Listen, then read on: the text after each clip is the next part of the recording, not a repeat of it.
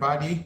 Welcome to another episode of the podcast. This is episode 34, book number 5. It's getting crazier and crazier. Soon I'll be losing count of the books. We're still at the beginning of this podcast. It's just been over a month since we started.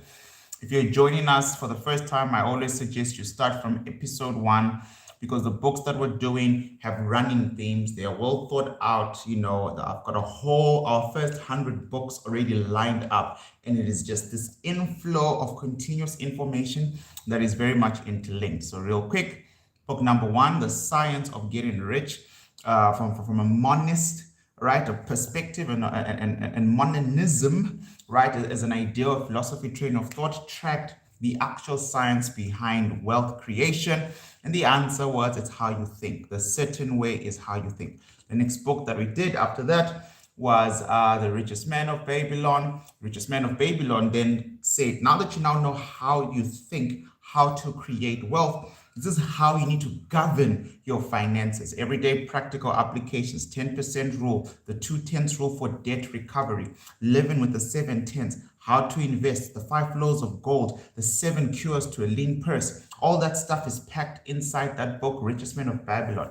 After that, because in my mind, if we now know how to think from book number 1, and in number 2, we now know the laws that actually govern our everyday finances, book number 3 was there to help us figure out a healthy relationship, right, with money. So we looked at Happy Money by Ken Honda, who was really good at letting us know that because you're creating wealth in your mind, and because you now have these practical ways of growing your money, just remember that money is also flow. Money is energy. And so while you're thinking on how to create wealth, make sure your heart is in the right place when it comes to money.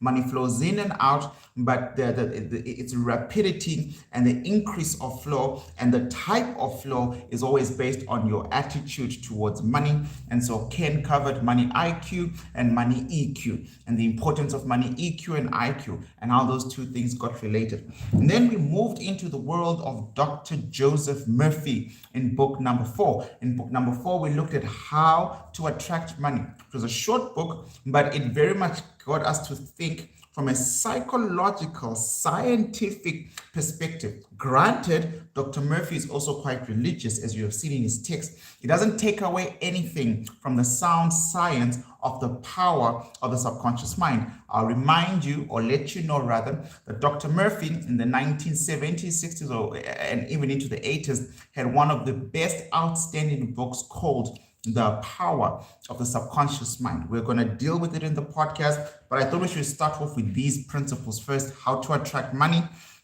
which he went very much deep into it. And now we're doing book number 2 in the Dr. Murphy collection, Think Yourself Rich. And really here, he's really building on this powerful strand of the mind with a lot of examples from his own medical practice, right, as a psychologist, right? So today we're doing chapter 2 of Think Yourself Rich, episode 34, and I'm going to start reading immediately. Right, so the chapter title is How to Tap the Miracle Power at Once That Makes You Rich. Let's go. Now the Bible says, if thou canst believe, all things are possible to him that believeth. If thou canst believe, all things are possible to him that believeth. To believe is to accept something as true. To believe is to accept something as true. It is to make alive the truths of God by feeling the reality of them in your heart. This is much more than conscious or feeling or theoretic assent. It means that you must feel the truth of what you affirm in your heart. I mean, already that's a big bomb right there, right? Because people talk about faith and people talk about things are going to be okay. And then you get other people who talk about positivity, and I'm positive. And I know no matter what, I won't say anything negative, but he's saying you have to go a little bit deeper, that the things that you affirm inside of your heart, unfortunately or fortunately, it means that the truth of what you affirm, you can actually feel it in your heart. It is belief in people's minds. It is the belief in people's minds that determines the difference between success and failure. health or sickness, happiness and unhappiness, wealth or poverty. Wealth is a state of mind. I mean, he said this like a million times. Wealth is a state of mind. Just as poverty is a state of mind. You are only truly rich when you are acquainted with the infinite presence and power within you that people call God. You are truly rich when you know that your thought is creative, that what you feel you attract, and that what you imagine you become. That is when you become truly rich. You are rich when you know the creative process of your mind, which is that whatever you impress on your subconscious mind will be projected on the screen of space as form, function, experience, and events. And I think he's been dealing a lot with how to actually go about impressing our subconscious mind. Number one, he's been talking about chapter 1 ended with the 13 steps of how to do it. Step number 13 is the using the meditation technique that he taught us, in the first chapter of this book. The whole, when you go to sleep at night, right, start to impress upon it. The stuff that you impress upon your subconscious mind, whatever you impress on your subconscious mind will be projected on the screen of space as form. So in matter, will be projected in reality, right? Form, function, experience, and events. Okay, how she discovered the riches within. A young graphic designer, Sophie C., came up to me after a lecture and she looked and sounded upset, even angry. I'm completely blocked on a major project, she burst out. If I blow it, my whole career could go down the tubes. I've been praying continually for help in overcoming my problem, just the way you said, but it hasn't helped a bit. If anything, I'm in worse shape. What's the matter with your technique? Why doesn't it work the way it's supposed to? Sophie, I began. Let's say you're at your computer working hard on your project. Would it help if your boss stood behind you every time making suggestions? Of course not, she replied. I couldn't work that way. Not even if they were good suggestions, I continued. Not even then, she said. The best thing she can do is to make sure I know what I have accomplished, then give me the space I need to do it.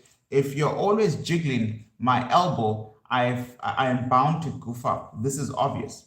I agree, I said. And it's exactly the same with your subconscious. By praying continually, you are hovering next to your subconscious and giving it one suggestion after another and keeping it from getting on with its work. What you really impress on it is anxiety and doubt about its ability to accomplish the task you have set. I'll read that again because a lot of people need to understand this. He's just given an example, like, look, if you're doing this big project and your boss is behind you, like, I actually work from home. So I do go to the trading floor, right? But I never spend more than 2 hours there. And when I'm there, it's strictly for meetings. I don't hover around my traders because I know they get anxious. In fact, I get anxious when I'm there because I'm watching their trades. I'm watching their lot sizes. I'm watching stuff that I might not do necessarily. And so it's always better if I am this side for my own mental peace, right? So then I don't interfere with what they're seeing in the charts. And he's simply saying the same thing, like, how would you feel if your boss was always right behind you, right? Talking to you, asking you, making you do suggestions, do this better, send this email correctly. The client says, no, it would absolutely interrupt me, it would irk me. And then he says it is the exact same way with the subconscious. When you keep praying continually for the same thing, you are hovering next to your subconscious, giving it another and another instruction, keeping it from getting on with its work. What you really impress on it is anxiety and doubt about its ability to accomplish the task you have set. Visualize the outcome you desire. Visualize the outcome you desire. Book 4 and book 5 have covered visualization. Visualize the outcome you desire as feeling and completely as possible. Then leave the job of bringing it about to the infinite intelligence of your subconscious mind. I think I see what you mean, Sophie said slowly. But I've gotten so much into the habit of praying for help. I guess I thought the more I prayed, the stronger the effect. How do I break the habit? There's a powerful way to break such a fixation spell, I replied. You should start to unleash the spiritual riches within yourself by setting aside 1 or 2 moments during the day to pray for someone else who has serious problems. It might be a friend, a neighbor, a business associate, or even someone you have heard about on TV. The important point is that you use no will, power, or mental cohesion in this mental and spiritual exercise. Sophie went away, determined to try the approach I suggested, but a few days later she called in excitement. That morning, she had found herself wide awake an hour before the alarm went off. In her mind was as clear and as complete as could be, was an original way to deal with the crucial project. She went to a computer at once, but by her usual breakfast hour, she had finished the section of the project that had been giving her trouble for so long. She discovered the riches of her creative thought. A young woman, Mary G, was seriously worried about her mother, who suffered from chronic stomach pains. The mother's doctor had tried a variety of medications, but none of them relieved her distress. An examination of the gastrointestinal systems with a fiber optic probe showed signs of irritation, but did not reveal the cause of the irritation. Mary decided that only the healing power of the subconscious mind could help heal her mom. She began to set aside half an hour every morning and evening to pray for her mother's stomach. She focused on the concept that her mother's digestive system was a divine idea, therefore perfect. Unfortunately, Maria's mother's condition did not improve. Still more upsetting, Maria began to have stomach problems herself. Maria came to me and begged me to say where she had gone wrong. Why had her prayer caused the subconscious to manifest sickness instead of the desired health? By praying as you did, I explained, you were actually identifying your mother's illness. You were even keeping a regular date to it twice a day. Twice a day. What you wanted was to get rid of it, but what you were doing was holding on to it. How her creative thought healed. At my suggestion, Mary G changed her approach. She carefully avoided dwelling on specific organs of the body and their disorder. Instead, she identified with the infinite healing presence in the subconscious mind. She became calm, quiet, feeling loving that the healing presence and intelligence of the subconscious mind, which created her mother's body, was vitalizing, healing, and restoring her whole being in harmony, health, peace, and wholeness. She meditated quietly on these ideas for a short period of time each night before going to sleep. The results were remarkable. Her aunt's stomach distresses cleared up immediately, and her mother's problems showed a marked and steady improvement. Sympathy versus compassion. The reason Mary G became ill while praying for her mother was because she was actually sympathizing with her. We are taught that sympathy is a wonderful quality and that we should all cultivate it. This is an error. Sympathy is like spotting someone trapped in a pool of quicksand and wading in to share their danger. A better reaction, one of compassion, would be to stay on firm ground and throw the person a rope or a tree branch. When through sympathy we accede to the negative or playful aspects of the person's situation or condition, we tend to aggravate the problem. The reason for this is that the subconscious magnifies exceedingly whatever we focus our attention on. All the riches of the infinite, such as inspiration, guidance, faith, abundance, and security, are within you. When you visit people who are sick, lift them up in your thoughts and feelings. Give them a transfusion of faith and confidence in the healing power of the subconscious. Remember that with God all things are possible. Visualize them as whole, radiant, joyous, and free. To feel sorry for the ill person and to commensurate with him or her is to drag the person down. This is a negative approach. Be compassionate and call forth the infinite healing presence in the subconscious, which can heal, bless, restore both mind and body. He restoreth my soul. You are the master of your thoughts, not the servant. Your thought is creative. Every thought tends to manifest itself and causes your subconscious mind to respond according to the nature of the thought. You can direct and steer your thoughts just as you steer your car. Thoughts are things, material changes in the pattern of the universe. Your thought image is a reality to your mind and the basis of what we call external reality. A car is solid, material object, but if every car in the world suddenly vanished, an automotive engineer could quickly redesign the vehicle based on the thought image in his or her mind. In a short while, we could again have millions of cars. Your thought is the most powerful instrument you have to work with, infinitely more powerful than the last computer. It pays fabulous dividends to learn to direct your thoughts wisely, constructively, and judiciously. Your thought works with mathematical exactitude. It creates limitation and lack. If you dwell on ideas of poverty, it brings expansion, growth, prosperity. When we think along these lines, as I'm reading this, I just remember today is Monday and I'm not supposed to be doing a podcast on Monday, but because I've not read this book, man, I'm happy to dedicate an hour in the mornings before I start my other routine. But yeah, let's keep reading. Now, become a good executive. It takes a good executive to draw forth the riches of the subconscious mind.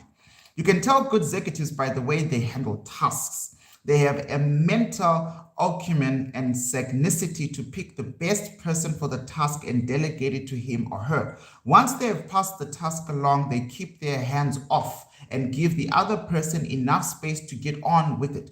Poor executives, on the other hand, whether in business, science, art, industry, education, are constantly meddling with the pie. They have asked others they're constantly meddling with the pie they've asked others to bake. When you pray, you must be a good executive.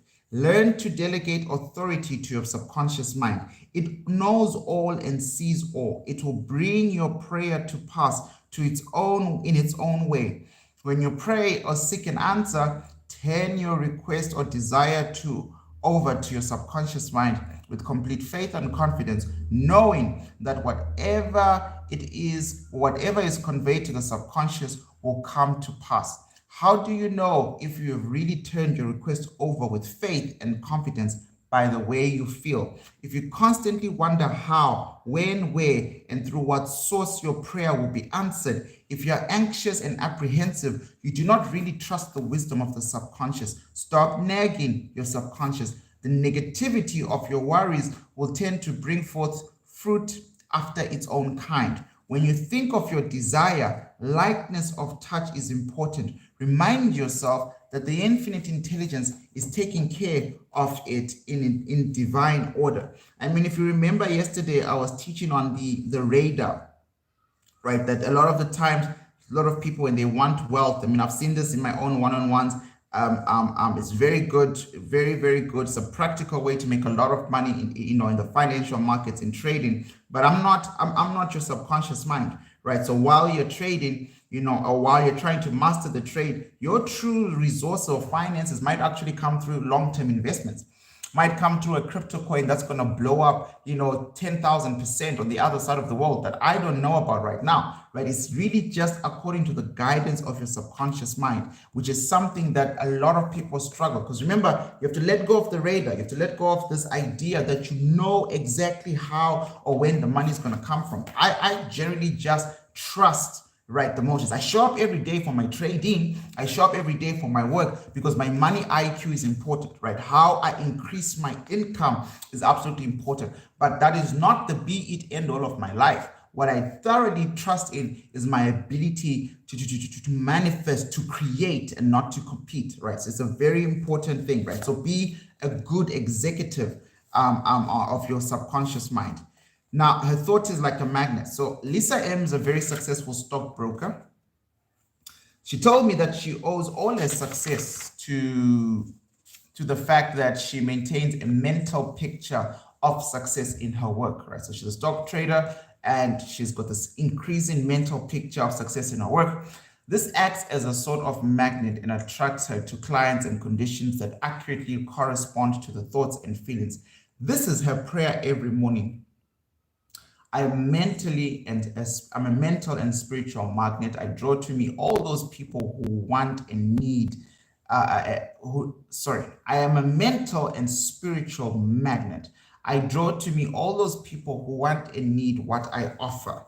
There is a divine exchange of ideas between us. They are blessed and I am blessed. I decree harmony and abundance, right action, inspiration, and I know my subconscious mind accepts this truth. This is this person's everyday prayer. All right. She's not trying to control the markets. She's simply saying, I'm a mental and a spiritual magnet. I draw to me all those people who want and need what I have to offer. There is a divine exchange of ideas between us. They are blessed and I am blessed. I decree harmony, abundance, right action, and inspiration. And I know my subconscious mind accepts these truths. Lisa finds herself divinely led and directed in all she does. Her subconscious mind is the seat of habit, and she continues to claim divine guidance, right action, and abundance regularly and systematically. She is under a subconscious compulsion to do, speak, and act in the right way. Now, how he conquered by surrendering. I recently had a long conversation with a prominent banker, Brendan O.A., a friend had told him that I might be able to help him give up tobacco, so smoking. Though typically he was desperate enough to try anything. As I talked, I began to see that he was involved in his waging a daily war with the world and its conditions. He saw every associate as a possible rival and pored over their every word for hints of what hostile, underhanded act to expect from them. As he read the business section of the paper each morning, he muttered curses. Each new development felt like a blow aimed directly at him. It is no wonder that he was a heavy smoker. Eventually, his doctor told him he had to quit. He had poo-pooed the idea. Then one day, breathlessness forced him to quit his weekly tennis game while he was ahead. That was enough to make him to decide to stop. Of course, he approached the task of quitting smoking the same way he approached everything else, as a battle. It didn't work. The harder he tried to quit, the more restless and irritable he became, and the more he felt the urge to smoke. His nerves were very short. He began to make risky business decisions and to act towards his superiors as badly as he did to those under him. Soon, his entire career was in danger. By the time we spoke, he was beginning to consider the idea of ending it all. You are like someone who has been strayed in a patch of quicksand, I told him. The harder you struggle, the deeper you sink. Not just with smoking, though that is very important.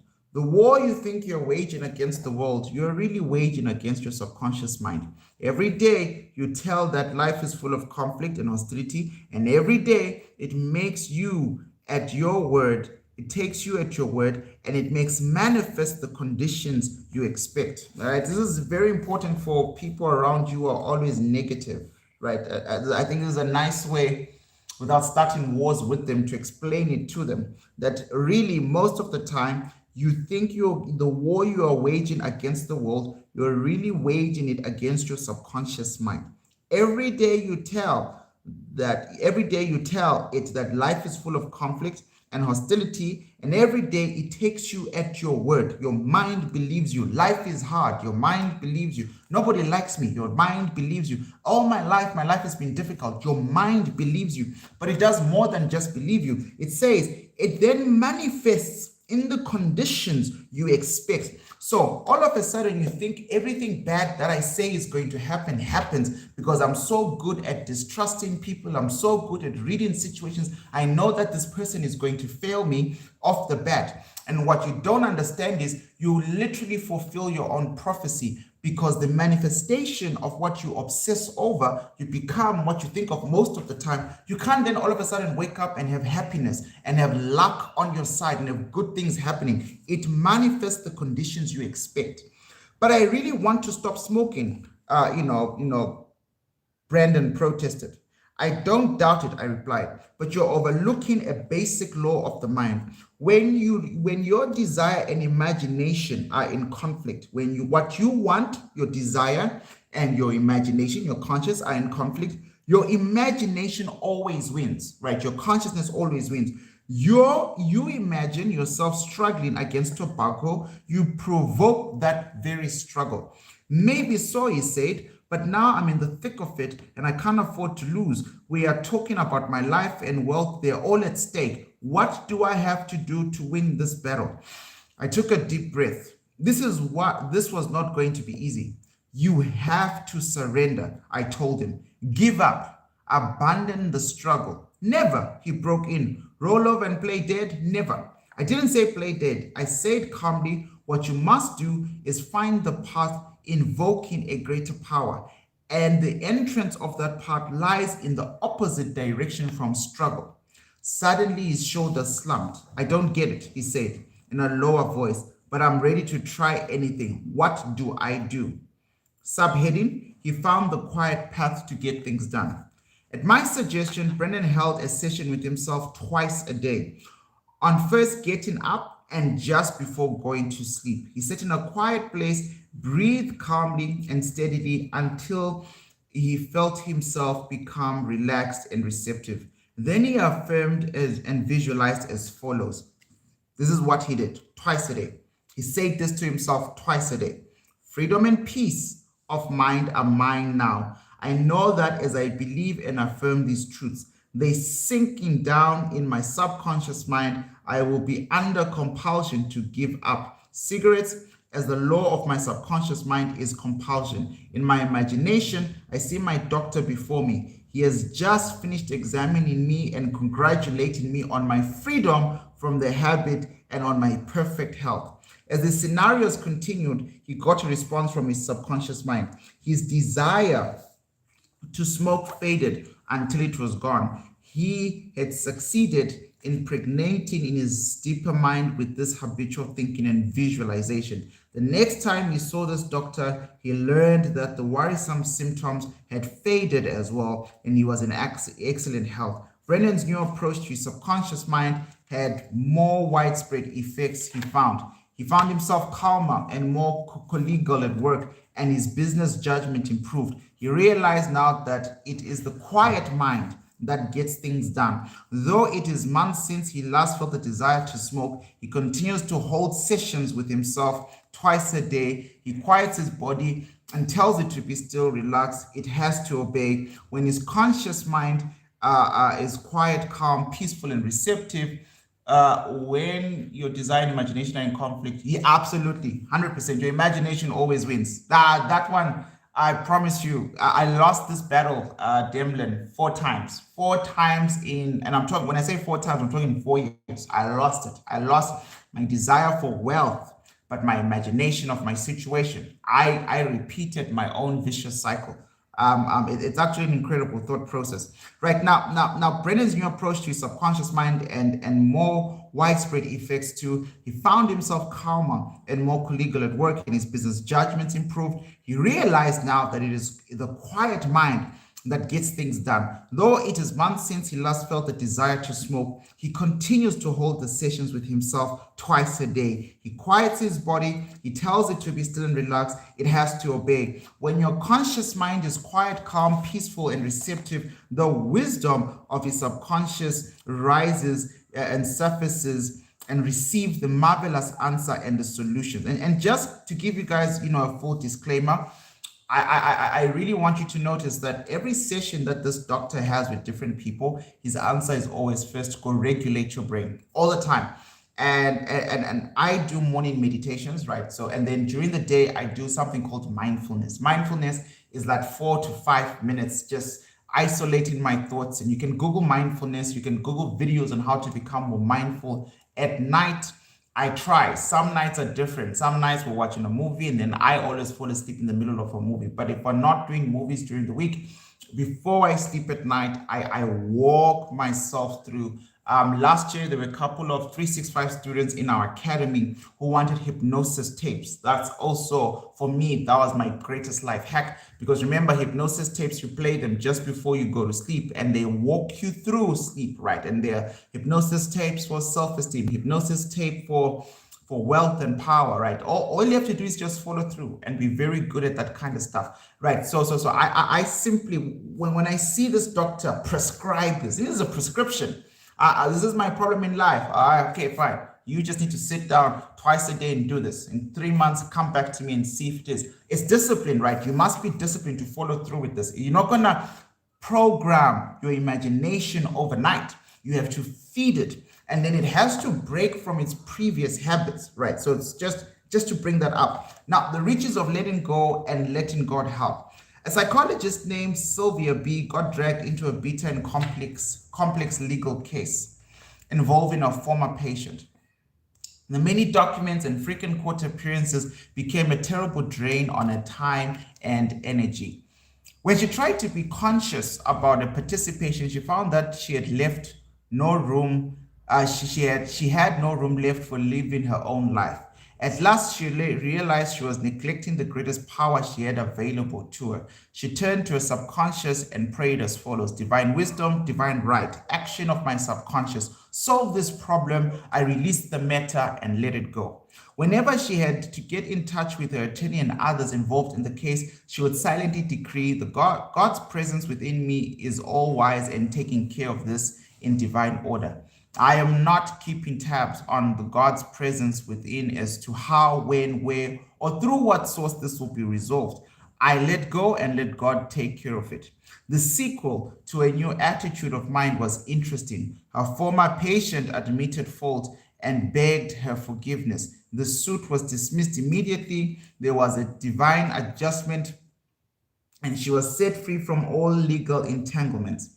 The future can be wonderful for you. Do not waste your energy and vital substance by brooding over old peeves, grudges, and grievances.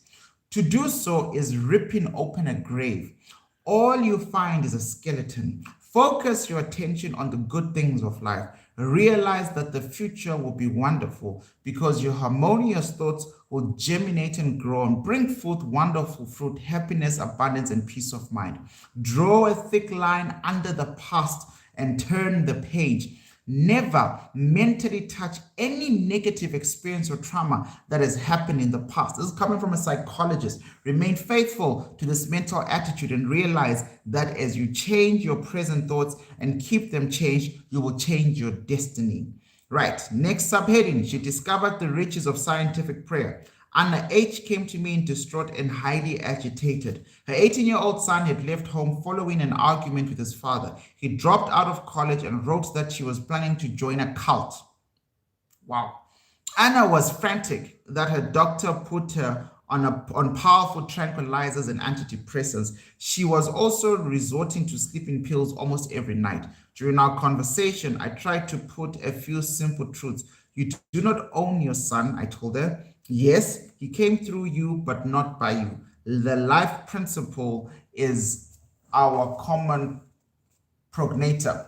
We are all children of one father or self-originating spirit. Your son is here to grow and expand and to overcome difficulties, challenges, and problems. He must discover for himself the powers within him. It is up to him to release his talents to the world. You cannot help. You can't help him by mentally excitation, anger, and resentment. Only through love, understanding, and right action. By the end of our conversation, Anna had decided to release her son completely, sincerely feeling, and with deep confidence, she decreed as follows: I lose my son to God completely. I lose my son to God completely. He is divinely guided in all his ways. Divine wisdom anoints his intellect. Divine law and order regains supreme in his life. He is guided to his true place and is expressing himself as his highest level. I lose him and let him go. She remained faithful to this prayer twice a day, and she claimed peace and harmony, joy, and the divine love for her son and for herself. Weeks later, she got a phone call from her son. He had become disillusioned with his new associates. He realized that their only goal was to mold his thoughts to fit their own. They had no intention to let him find and be himself. He was returning to college with the goal of learning more about spiritual wisdom of ages. Since then, Anna's son has done well in his scholastic work. He has also started meditating daily and writing some of the thoughts that came to him in meditation. He communicates frequently with both his parents, but his mother no longer feels possessive. She has discovered the riches of the divine love and freedom. When Anna stopped thinking From the standpoint of circumstances and conditions, she began to discover that interior standpoint where there are circumstances. From there, she was able to decree what conditions should be according to the divine law and order. When she let the wisdom of her subconscious take care of it, how to think richly, to think regularly and systematically of life, illumination, inspiration, harmony, prosperity, peace, and life more abundant. These truths rather than this or that condition on them, right? Think these truths rather than this or that condition. The truths are: think of life as systematically as a place of illumination, inspiration, harmony, prosperity, happiness, and peace, and the life more abundant. Trust the operations of your subconscious mind to bring all these ideas you are contemplating into being in the best suited for your particular case. This is a wonderful way to enter into the more abundant life. Meditation to have the power of faith. Use the following meditation to help you secure the power of faith. The prayer of faith shall save the sick, and God shall raise him. James 5:15. I know that no matter what the negation of yesterday was, my prayer and affirmation of truth will arise triumphantly over it today. I steadfastly behold the joy and the answered prayer. I walk all day along in the light. Today is God's day. It is a glorious day for me, and it is full of peace, harmony, and joy. My faith in the good is written in my heart and felt in the inward parts. I am absolutely convinced there is a presence and a perfect law that receives the impress of my desire now, and that irresistibly attracts into my experience all the good things my heart desires. I now place all my reliance, faith, and trust in the power and presence of God within me. I am at peace. I know I am a guest of the infinite and that God is my host. I hear the invitation of the Holy One saying, "Come unto me, all ye that labor, and I'll give you rest." I rest in God, and all is well. And ladies and gentlemen, that is the end of this brilliant chapter 2. As usual, in this book, it seems, he's going to give us 10 to 13 points to really remember. So point number 1 from the chapter: to believe, to really believe, is to accept something as true. And I'd encourage you to get this book. And since we're reading it together, all you have to do to sharpen your understanding is you meditate on the summaries at the end of each chapter, which is like 13 points, like just a page. So point number 1, the chapter is to accept something as true. A belief makes the difference between success and failure, riches and poverty, health and sickness. Believe in the riches of the infinite power of your subconscious mind and you will experience them. Number 2, when your problems seem overwhelming, break the tension by praying sincerely for someone who is very ill or in deep trouble. Suddenly, you'll find your own problem solved. Number 3, when praying for a loved one, be sure not to identify with the ailment or any part of the anatomy. Realize the infinite hidden presence is flowing through the loved one as harmony, health, peace, and joy. Visualize the loved one as radiant and happy. Meditate quietly on these truths and pray again when you feel led to do so. Excuse me. Wonders happen as you pray this way. Number 4, sympathy means to go down into the quicksand with the other, and it does not help the sick person. Have compassion and give the sick person a transfusion of faith, confidence, and love, knowing that God and all things are possible. Your thought is creative, and every thought tends to manifest itself. You can direct and steer your thoughts in the same way you steer your car.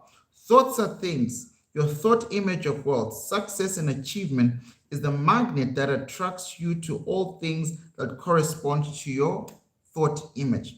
Number 6, the quiet mind gets things done. Tell your body to be still and be quiet, your mind, by thinking the infinite intelligence of your subconsciousness, which knows the answer when your conscious mind is still and your body is relaxed. The wisdom of your subconscious will rise to the surface. A good executive knows how to delegate authority.